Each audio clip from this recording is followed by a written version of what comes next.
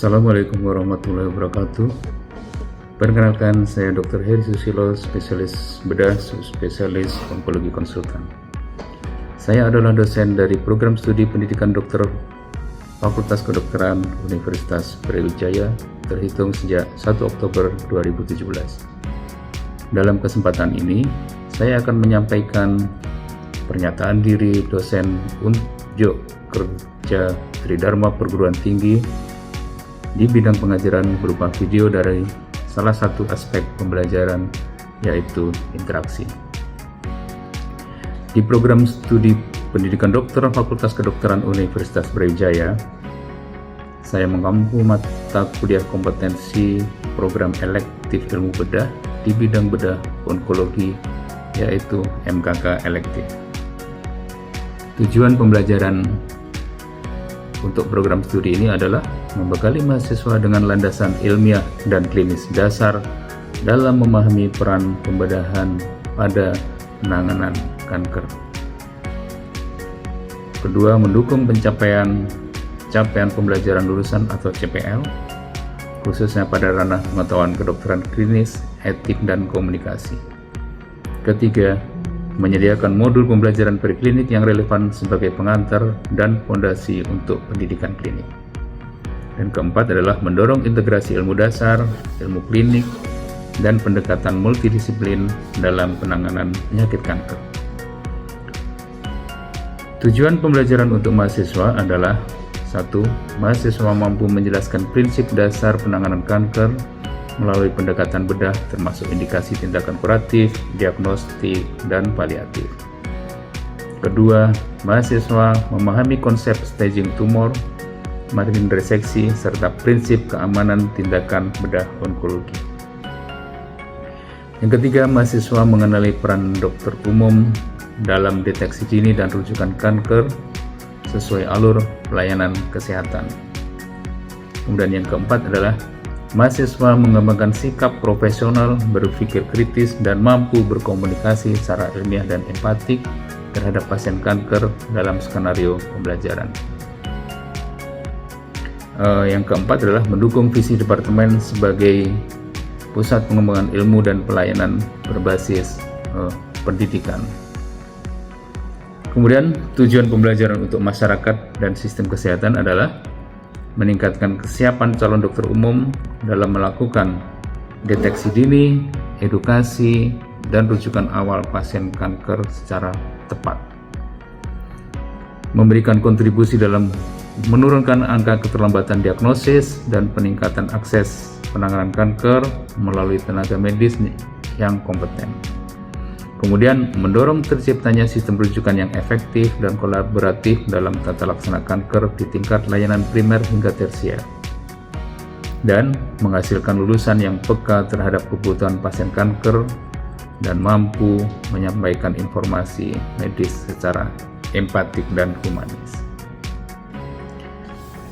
Pelaksanaan program elektif ini dilaksanakan di RSUD Dr. Saiful Anwar Malang sebagai rumah sakit pendidikan utama dari Fakultas Kedokteran Universitas Brawijaya dengan asesmen metode mengacu pada piramida Miller dan portofolio yang berisi rekaman aktivitas dan refleksi pencapaian kompetensi.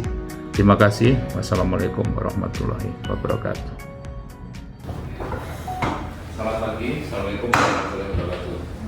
Jadi pagi ini kita akan sedikit menyampaikan kuliah tentang prinsip dari pembedahan onkologi, ya. Prinsip dari terapi pada onkologi. Jadi kalau kita bicara terapi pada onkologi, maka bukan hanya operasi sebenarnya, ya, bukan hanya operasi. Operasi adalah sebagian kecil dari terapi yang diberikan untuk kasus-kasus mengalami gagasan. Tapi mungkin karena kita di bidang bedah onkologi, maka kita lebih berfokus ke materi tentang pembedahan. Ini contoh gambar, mungkin agak serem tapi memang begini. Jadi kalau kita mengoperasi tumor, ya, operasi tumor, maka kita harus yakin bahwa tumor itu terangkat semua. Tumor tumor itu harus bersih, nggak boleh ada sisa. Untuk mencapai bersih maka kita kenal istilah pre-margin atau safety margin. Safety margin terbatas indikasi tumor yang terlihat secara klinis atau imaging dengan tepi bebas tumor. Karena kalau kita ambil di sini misalnya, di sini masih ada tumor, maka ini akan tumbuh lagi nanti. Sehingga kita harus mengambil ruas. Yang disebut pre-margin adalah tepi dari tumor paling pinggir dengan jaringan yang akan kita buang. Ya, kuncinya satu yang paling penting adalah di slide. Nah, ini langkah-langkah yang harus dikerjakan kalau kita berhadapan dengan kasus pada tumor ya. Jadi urut-urutannya harus dilakukan diagnosis yang proper, diagnosis yang baik, bukan hanya diagnosis klinis tapi sampai ke arah diagnosis patologi. Ini mutlak. Ya, jadi kita nggak biasa mendiagnosis tumor, ada tumor payudara dengan luka yang besar dengan lupus itu pasti ganas, bukan? Ya, atau sebaliknya tumor yang payudara masih kulitnya bagus, kecil mungkin, tapi itu pasti jinak, bukan? Tapi harus mutlak ada diagnosis atau kontrol kita. Ya, slide. Ya, ini peran dari pembedahan. Ya, jadi untuk tumor padat, leadernya adalah kita di bagian bedah mulut. Kalau tumor yang non solid apa? Contoh tumor non solid itu? Limfoma bagus dan leukemia, ya itu dianggap non solid tumor. Ya, kalau di buku-buku kemoterapi, buku pengajaran kita kenal dengan hematologic malignancies. Ya, keganasan pada darah dan sistem limfatik, ya, limfoma dan leukemia. Slide. Ya, ini tadinya bahwa pembedahan untuk kanker solid memegang peranan paling besar. Di luar itu nanti ada terapi-terapi tambahan, ada radioterapi, ada kemoterapi dan lain-lain. Sampai sini ada pertanyaan dulu? Ya. Terus kiranya apakah perbedaan dari radioterapi dan kemoterapi? Oke, ya bagus. Kalau radioterapi, ya radioterapi itu menggunakan sinar X, ya, sebenarnya sinar X juga dia bersifat loco regional control. Jadi kalau di sinar di radioterapi maka area yang diberi batas, ya misalnya habis masuk ke kanan gitu, maka yang disinar biasanya supraclavicular, midline sampai mammary fold yang bawah, batas bawah, sini ini axillaris mid. Nah, yang digambar itu jadi bersifat lokal atau lokoregional. Kalau kemoterapi bersifat sistemik, ya jadi sistemik karena kanker itu bukan local disease tapi systemic disease. Ya, itu kenapa sudah operasi harus kemo, sudah operasi harus minum hormon. Ada lagi? Ya. Apakah ada kesempatan operasi ini menang dibanding radiasi maupun Ya, ya. Ini untuk tumor solid ya, tumor solid karena begitu tumor yang non solid, pembedahan malah nggak berperan sama sekali untuk terapi. Ya, nah kita tahu tumor itu kan awalnya bersifat satu tempat sebelum ada penyebaran. Penyebaran akan terjadi semakin lama setelah stadium meningkat. Ya, jadi untuk tumor yang kecil mungkin penyebarannya masih 5%. Ya. Untuk tumor yang besar penyebarannya pasti lebih besar. Makanya lah di situ dikontrol dulu sebelum terjadi penyebaran dari tumor. Ya, harapannya begitu teorinya. Ya. Meskipun kenyataannya juga tumor yang kecil pun kadang-kadang sudah terjadi metastasis gitu Pak. Itu ya. Lanjut dulu. Oke, ini ada slide. Ya, ini peran kemoterapi dan yang lain-lain. Slide. Ya, ini spektrum dari bagian kita nih, di bagian bedah onkologi ya.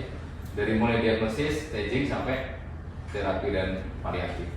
Ada peran di situ ya. Slide. Ini sejarah mungkin bisa kita skip nanti ada dibaca sendiri. Nah, ini goal atau tujuan dari penanganan kanker secara umum. Ya, jadi ada 3 goal sebenarnya, hanya 3 goal. Yang pertama adalah ini yang paling tinggi harapan kita adalah memperpanjang overall survival atau harapan hidup. Ya.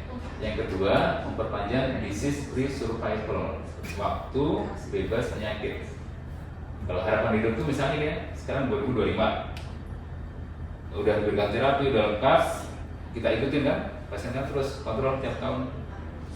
2030 pasien meninggal, maka harapan hidupnya adalah 2030 kurangi 2025, 5 tahun. Ya, harapan hidupnya 5 tahun. Kalau disease free survival, pasien yang tadi 2020 terapi, 2025 meninggal. Tapi 2020 kan diikutin setiap tahun.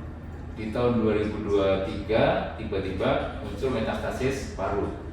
Nah, ada event yang baru dari penyakit kanker tersebut. Dari sudah selesai terapi sampai metastasis paru, maka itu disebut disease free survival. Ya. Atau 2020 operasi, 2022 muncul residiv di tempatnya, itu juga disease free survival cuma 2 tahun. Ya, itu goal kita. Yang satu lagi adalah memperbaiki kualitas hidup. Ini khusus untuk pasien-pasien yang stadium lanjut, biasanya yang sudah metastasis. Jadi penanganan bersifat paliatif. Jadi kalau ada pasien ngejar misalnya, dok dia metastasis bisa sembuh nggak, bisa nggak? Susah ya, karena kita goalnya di sini. Slide. Ya, ini contoh-contoh untuk melakukan diagnostik dari FNAB ya, spine needle aspiration biopsy. Nah, ini goal atau tujuan dari penanganan kanker secara umum. Ya.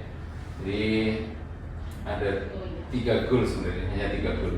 Yang pertama adalah ini yang paling tinggi harapan kita adalah memperpanjang overall survival atau harapan hidup. Ya. Yang kedua, memperpanjang disease free survival, waktu bebas penyakit. Kalau harapan hidup itu misalnya ya, sekarang 2025 udah diberikan terapi, udah lengkap, kita ikutin kan, pasien kan terus kontrol tiap tahun. 2030 pasien meninggal, maka harapan hidupnya adalah 2030 kurangi 2025, 5 tahun. Ya, harapan hidupnya 5 tahun. Kalau disease free survival, pasien yang tadi 2020 terapi, 2025 meninggal. Tapi 2020 kan diikutin setiap tahun. Di tahun 2023 tiba-tiba muncul metastasis paru. Nah, ada event yang baru dari penyakit kanker tersebut. Dari sudah selesai terapi sampai metastasis paru, maka itu disebut disease free survival. Ya. Atau 2020 operasi, 2022 muncul residiv di tempatnya, itu juga disease free survival cuma 2 tahun. Ya, itu goal kita. Yang satu lagi adalah memperbaiki kualitas hidup. Ini khusus untuk pasien-pasien yang stadium lanjut, biasanya yang sudah metastasis. Jadi penanganan bersifat paliatif. Jadi kalau ada pasien ngejar misalnya, dok dia metastasis bisa sembuh nggak, bisa nggak? Susah ya, karena kita goalnya di sini. Slide.